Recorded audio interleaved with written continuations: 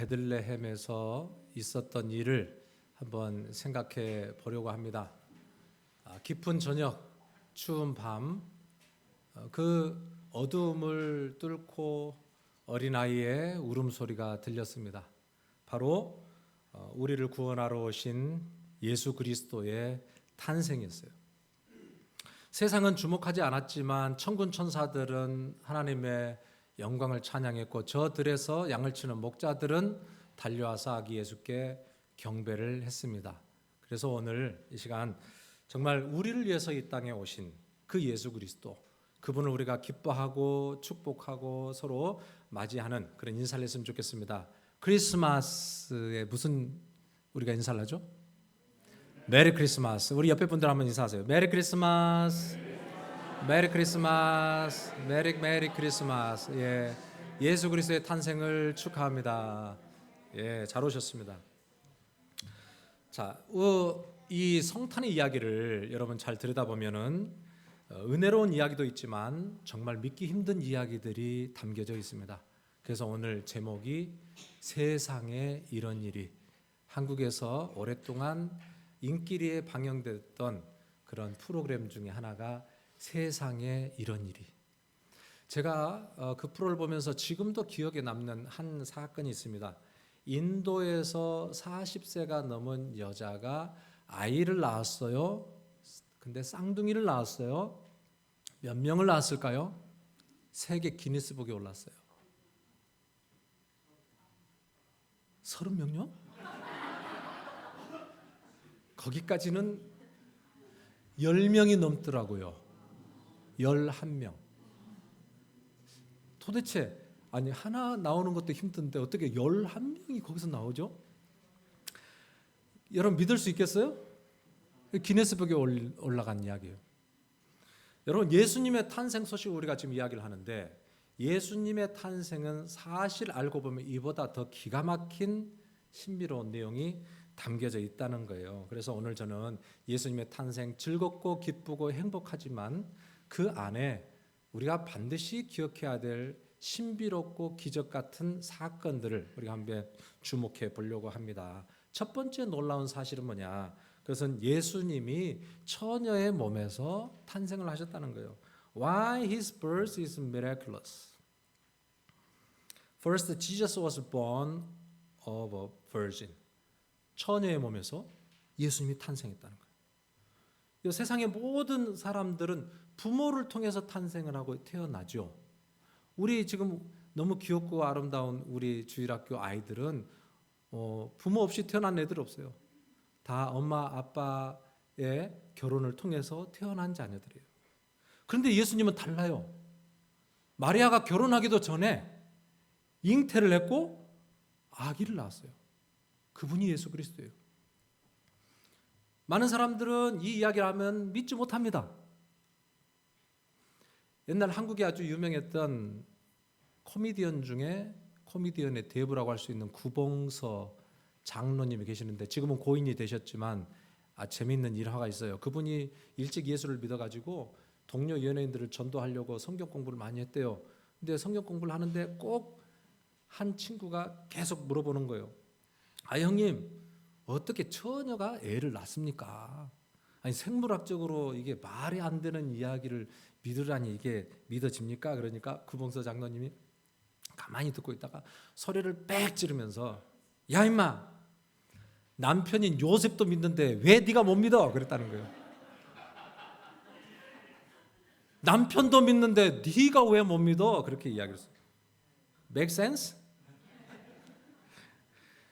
여러분 부부가 결혼하지 않고 성령으로 잉태되었다. 그 누구도 납득할 수 없는 이야기예요. 오늘 가장 안 믿어지는 사람은 바로 당사자인 요셉과 마리아였을 거예요. 요셉과 마리아. 성경에 보면은 요셉이 얼마나 당혹스러워했는지가 성경에 잘 기록되어 있습니다. 아니 아직 나하고 결혼도 안 했는데 배가 불러오고 임신했다는 소식이 들려요. 이걸 어떻게 믿으라는 거예요. 그래서 요셉은 가만히 끊고 자 있다는 거예요. 그냥 우리 파혼합시다. 마리아는 더 기가 막히죠. 아직 소녀예요. 아직 결혼도 안 했어요. 그런데 천사가 찾아와가지고 하나님의 권능이 너를 덮으리니 네가 성령으로 예수 그리스도 잉태하겠다는 거예요. 아니 이게 믿어지냐고. 이게 여러분 믿어지지 않는 것도 힘들지만 100번 양보해서 내가 믿는다 할지라도 왜 그 일이 나에게 이루어지느냐고.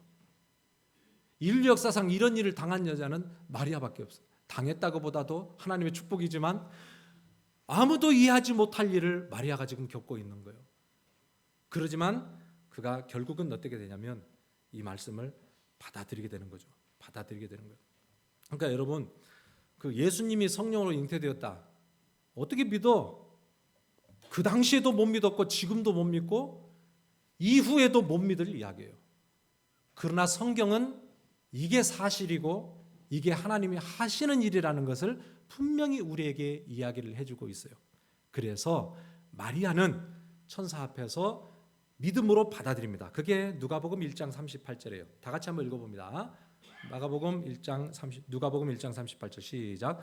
마리아가 이르되 주의 여종이오니 말씀대로 내게 이루어지이다 하매 천사가 떠나갑니다. 아멘. 주의 여종이오니 말씀대로 내게 이루어지이다. 내 머리와 이성과 경험과 합리적인 판단으로는 도저히 이해가 되지 않지만 하나님의 놀라운 말씀을 의지하여 내가 아멘으로 받아들입니다. 믿음이라고 하는 것은 여러분 내 머리로 믿는 게 아니에요. 합리적인 사고의 결론이 믿음이 아니라 믿음은 하나님의 신실하심을 신뢰하는 게 믿음이에요. 나는 모르지만 하나님이 하셨다고 하니 그것을 받아들이는 것이 믿음이라는 거예요. 하나님은 말씀으로 천지를 창조하신 전능하신 하나님이에요. 그분은 우리를 하나님의 형상으로 빚어 이렇게 아름다운 피조물로 만드신 분이에요. 그분이 그 영원하신 세상보다 큰 하나님이 인간이 되어 이 땅에 오신 날, 우리에게 오신 날, 그게 바로 성탄절이에요.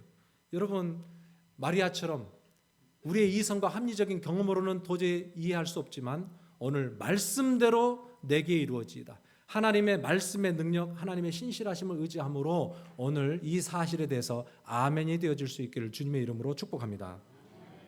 그렇다면 오늘 이 사건에 대해서 한 가지 우리가 질문을 맞이하는데 왜 하나님은 그럼 굳이 이렇게 모두가 이해할 수 없는 이 신비로운 방식으로 세상에 오셔야만 했는가?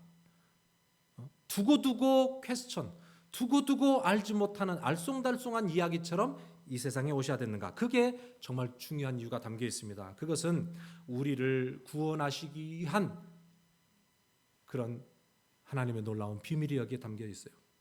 여러분 성경을 보면 아담 이후로 이 땅에 온 모든 사람들은 태어나면서부터 죄인입니다. 원죄를 가지고 있다고 그래요. 오리지널 신이에요.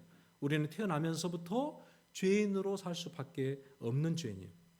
문제는 죄인 스스로 이 문제를 해결할 수 없고 죄인이 죄인의 문제를 해결할 수 없다는 거예요. 물에 빠져 죽어가는 사람이 아니 옆에서 허우적거리고 있는 자기하고 똑같이 허우적거리고 있는데 그 사람을 어떻게 건질 수가 있어요? 우리 인류는 똑같이 허우적거리는 존재예요.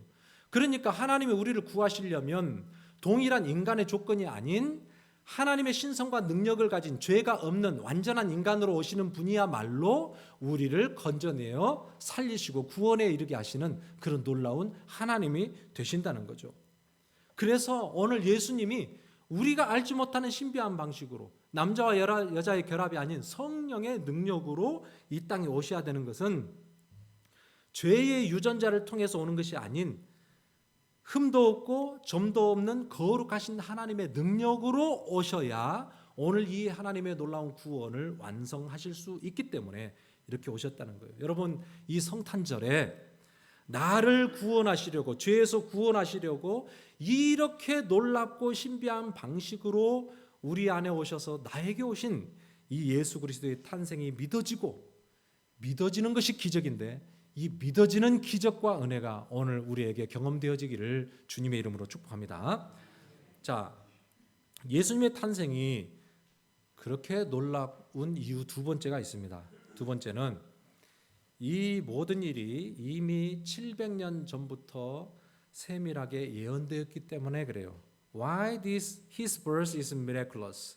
Second, His birth was prophesied 700 years in advance. 이게 믿어지느냐 이 말이죠. 얼마나 대단한 일인지 아세요? 여러분, 지금부터 700년 전이라고 하면 태조 이성계가 나라를 세울 때요. 조선시대. 나라를 세우는 이 태조 이성계 시절에 어떤 사람이 예언을 하고 기록을 했어요. 700년 후에 지금 이 땅에 어떤 사람이 어떤 이름을 가지고 어느 장소에서 어떻게 태어날 것을 예언을 하는 기록이 있었다 그래요. 여러분, 근데 그것이 이 시대에 이루어졌다? 여러분, 그게 믿어지실까요? 그게 가능한 이야기일까요? 똑같은 이유예요. 똑같은 이야기. 지금 예수님이 탄생하기 이전에 700년 전에 예수님이 이 땅에 어떻게 오실 것이라는 것에 대해서 매우 자세하게, 매우 정확하게 예언을 해 놓으셨어요. 그리고 그 모든 예언이 예수 그리스도의 탄생으로 완전히 사실임을, 진실임을 입증을 하셨다는 거예요. 놀라운 이야기예요. 자, 그래서 많은 예언 중에 딱 대표적인 세 가지 예언을 우리가 한번 보겠습니다. 이사야서 7장 14절 한글로만 읽겠습니다. 제가 우리 다 같이 한번 읽어봅니다. 한글로만 시작. 보라, 처녀가 잉태하여 아들을 낳을 것이요 그의 이름을 임마누엘이라 하리라. 아멘. 700년 전에 이미 처녀가 잉태해서 동정녀의 몸에서 나실 것을 말씀하셨어요. 자, 두 번째는 이사야서 11장 1절입니다. 시작. 이새의 줄기에서 한 싹이 나며. 이새의 줄기, 이새는 다윗의 아버지예요. 다윗의 가문의 후손을 통해서 예수님이 오신다. 그러니까 아무한테나 오시는 게 아니라 하나님께서 다윗과 언약을 했거든요. 그 다윗의 후손으로 내가 메시아를 보내겠다. 그러니까 그 가문의 후손을 통해서 오시는 거예요. 또 세 번째, 미가서 5장 2절 시작. 베들레헴 에브라다야, 이스라엘을 다스릴 자가 내게서 나올 것이라. 아멘. 자, 이것은 예수님의 태어날 장소를 이야기하는 거예요. 베들레헴. 그곳에서 이스라엘을 다스릴 자가, 왕이신 메시아가 이 땅에 탄생할 것을 이야기했습니다. 자, 여러분 보세요. 얼마나 구체적으로 예언했습니까? 이 외에도 많은 그 예언들이 다 이루어졌는데, 그러니까 예수님의 탄생이라고 하는 것은 갑자기 급조된 사실이 아니라 매우 오래전부터 이미 예고한 그 내용을 하나님이 성취하신 완전한 하나님의 놀라운 섭리의 이야기다라는 거예요. 캘리포니아의 파사데나 대학의 수학자이자 천문학자인 피터 스토너가 쓴 책이 있습니다. 과학의 위력. 근데 그가 이 과학의 위력이라는 책 속에 어떤 것을 계산을 했냐면은 메시아의 예언이 적중할 확률을 계산을 했어요. 수학자, 천문학자가 계산을 했다 그러면 우리보다 훨씬 더 나름 고민을 해서 사실에 가깝게 답을 내놨겠죠. 거기에 보면 구약에 예수님에 대한 예언이 350개 정도 나와 있는데 대표적인 예언 8개만 추려서 이 8개의 예언이 정확하게 성취되기 위한 확률을 계산을 했어요. 그 확률이 10경분의 1이라 그랬어요. 10경. 한 대한민국의 그 1년 살림이 뭐 700조, 800조 뭐 그러잖아요. 근데 여러분 조 다음이 경이에요, 경. 근데 10경분의 1의 확률. 거의 불가능하다는 이야기죠. 이걸 정확하게 환산을 하면 또 이렇게 이야기해요. 텍사스 주가 우리 펜실베니아 주보다 한 5배가 넓어요. 텍사스 주 그 넓은 데에 여러분 쿼러 있죠, 쿼러. 반짝반짝 빛나는 쿼러. 이 쿼러를 텍사스 주의 1경계를 쏟아 부으면 높이가 60cm 정도 된대요. 땅에서 높이가. 그게 1경이라는 숫자돼요. 1경.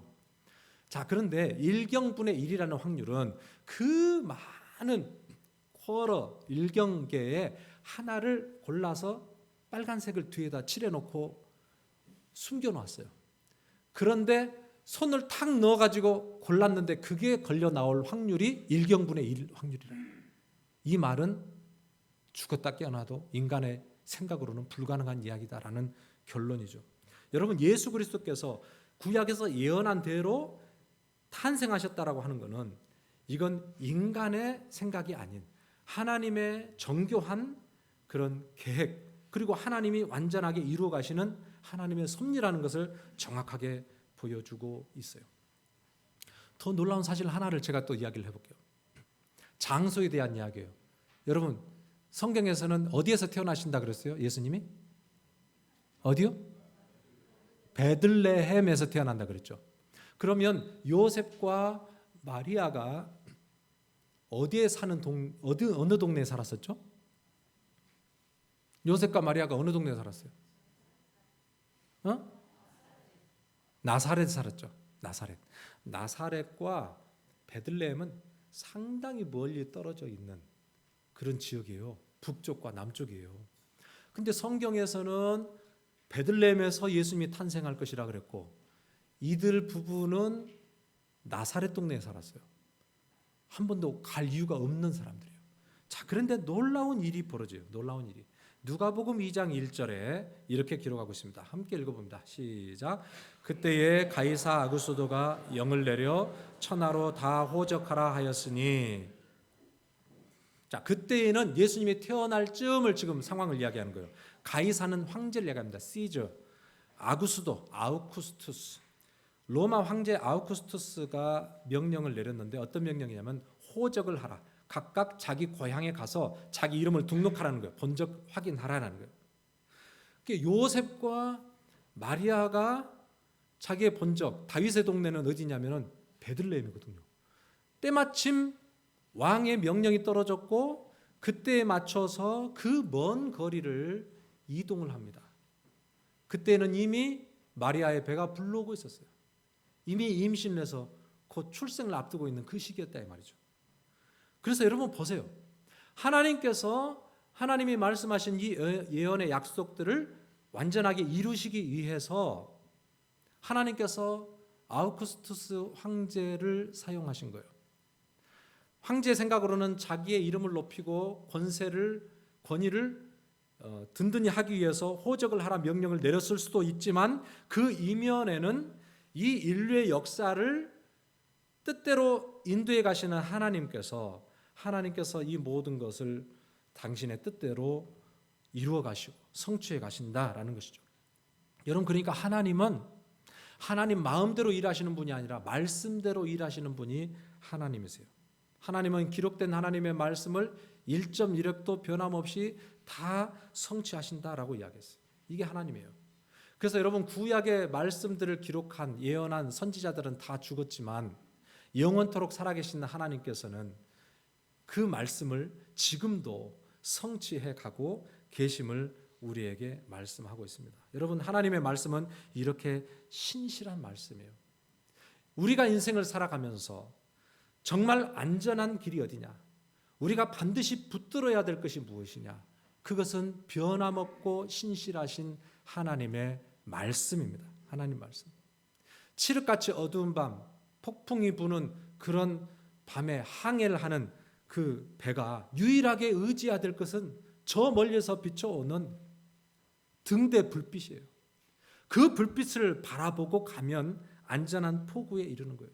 여러분의 인생도 마찬가지입니다. 어디를 가야 안전한가? 어디를 가야 가장 올바른 길을 갈 수 있는가? 때로는 혼란스럽고 때로는 폭풍우가 우리 인생에 불어닥칠 수도 있지만 우리 인생의 항로를 항상 비춰주고 있는 빛, 그것은 하나님의 말씀, 진리의 빛입니다. 진리의 빛. 여러분, 여러분의 인생도 오늘 하나님의 이 손 안에 있습니다. 하나님의 말씀으로 하나님께서 우리의 인생을 지금도 인도하고 계신다는 거예요. 여러분, 안전한 포구에 이르기까지, 우리 인생의 마지막 저 하나님 나라에 이르기까지 하나님의 진리의 빛, 진리의 등대를 붙들고 그렇게 늘 순종하며 안전하게 나아갈 수 있는 저와 여러분들 되기를 주님의 이름으로 축복합니다. 자, 마지막으로 하나 더 우리가 살펴봅니다. 우리가 정말로 주목해야 될 신비로운 장면이 또 하나 있어요. 그것은 온 우주의 왕이신 그분이 어디에 누워 계시느냐요? 말구유에 누워 계십니다. 말구유에. Why his birth is miraculous. Finally the king of the universe lay in the humble manger. 여러분, 어떻게 구유에 예수님이 탄생하실 수 있느냐고. 구유라는 것은 짐승이 밥을 먹는 밥통이에요. 더럽고 추하고 냄새가 난 그런 오물통. 여러분, 그곳에서 예수님이 탄생하셨어요. 왜 그렇게 영화로우신 하나님이 이 땅에서 가장 지저분한 곳으로 오셔야만 했을까? 실수로 갈 곳이 없어서 탄생하신 게 아니라 매우 의도적으로 하나님은 예수 그리스도를 말구유에 탄생하게 하셨어요. 그 이유는, 예수님이 이 땅에 오신 이유는 가장 낮은 자들과 가장 비참한 자들과 함께 하시기 위해서 이 땅에 오셨다는 것을 알려주시기 위해서 그랬어요. 오늘 저와 여러분들처럼 정말 주님의 은혜가 필요한 자들에게 찾아오셨다는 것을 알려주시기 위해서. 이걸 설교를 준비하면서 제가 이미 말씀을 한번 드리셨겠지만은 그 예화가 하나 생각이 나요. 따미안이라고 하는 그런 선교사님. 이 선교사님은 하와이의 몰로카이라는 이 섬에 선교를 하러 갔어요. 근데 하와이의 몰로카이 섬에는 멀쩡한 사람들이 사는 게 아니라 나 환자들만 모여 사는 그런 섬이었어요. 이분이 예수 그리스도의 복음을 가지고 저들을 구원시키겠다고 그 섬에 가서 말씀을 전하는데 그 사람들이 도통 마음의 문을 열지 않아요. 그 사람들이 이렇게 이야기합니다. 당신은 건강하잖아요. 우리는 이렇게 고통 가운데 썩어 들어가고 있는데 우리의 이 고통을 당신은 아시나요? 그랬어요. 아무리 예수 그리스도 살아계시고 아무리 예수님이 당신 사랑하시고 예수 믿어야 구원 얻는다고 이야기를 해도 그들의 마음의 빗장을 열지 않아요. 그랬을 때 이 따메아는 선교사님이 이렇게 기도를 합니다. 하나님, 나도 저들과 같이 내 몸에 문둥병이 있어서 저들과 같이 내 손과 발이 썩어 들어가는 그런 고통을 겪게 해주세요. 이렇게 선교사님이 기도를 하기 시작해요. 그리고 어느 정도 시간이 흘렀을 때에 그의 손가락이 촛불에 타들어가는데 전혀 뜨겁다는 것을 느끼지 못해요. 알고 보니까 자기가 나 환자가 되어 있어요. 그랬을 때 이 따미아라는 선교사님은 기뻐하기 시작했어요. 드디어 내가 나 환자가 되었다. 그분들에게 찾아갔어요. 나도 당신들과 같은 나 환자가 되었습니다. 여전히 하나님은 나를 사랑하시고 여전히 하나님은 우리들을 위해서 이 땅에 오셔서 우리를 구원해 주시는 사랑이 많으신 하나님이십니다. 라고 썩어 들어가는 손과 발을 가지고 그들을 부둥켜 안고 울며 말씀을 전할 때 그들의 마음의 문을 열고 복음을 들었다는 그런 이야기가 있습니다. 여러분, 왜 하나님이 이 땅에 가장 천하고 낮은 자리에 오셨을까요? 그것은 오늘 우리의 삶의 고통의 자리에 주님이 오셔서 우리의 눈물을 닦아주시고 우리의 한숨 속에 주님이 위로해 주시고 오늘 우리를 다시 소망을 주시고 일으켜 주시기 위해서 오늘 주님은 냄새나는 저 말구유에 오셨다라고 이야기를 하고 있습니다. 여러분, 주님은 오늘 저와 여러분들 곁에 오셨어요. 하나님의 은혜 없이 살아갈 수 없는 자들, 이리저리 방황하고 고통하는 자들, 어디가 길인지 몰라 늘 방황하는 우리에게, 고통하는 자들에게 찾아오셔서 참 위로와 평안을 주시는 분이 예수 그리스도세요. 여러분, 오늘 주님께서 이 땅에 탄생하신 성탄절입니다. 성탄절 우리가 캐롤도 부르고 노래도 하고 선물도 주고받고 정말 즐거운 시간들을 갖습니다. 그런데 여러분, 이 즐거운 시간 속에 반드시 기억해야 될 우리의 기쁨의 이유를 잃어버리면 안 돼요. 그것은 죄와 사망에서 우리를 건지시기 위해서 하나님이 그 영광스러운 보좌를 버리고 이 땅에 오셨다라고 하는 거예요. 그분이 오늘 우리와 함께 하시고 우리를 포기하지 아니하시고 우리를 붙들고 저 영원한 하나님의 나라까지 인도해 주신다라고 하는 거예요. 이 아름다운 성탄 화려한 장식 뒤에 감춰져 있는 예수 그리스도의 말구유를 우리가 함께 기억하면서 오늘도 영원히 함께 하시는 임마누엘 하나님을 찬양하는 그런 귀한 은혜가 있는 성탄절이 될 수 있기를 주님의 이름으로 축복합니다. 참 좋으신 하나님, 오늘 사랑하는 주의 종들이 주님의 탄생을 기뻐하며 감사하며 주님 앞에 찬양과 기도로 나아갑니다. 주님 영광 받아주시고 우리 속 사람의 심령 가운데 하나님의 임재를 경험하는 귀한 은혜를 내려주시옵소서. 예수 그리스도 이름으로 기도하옵나이다. 아멘.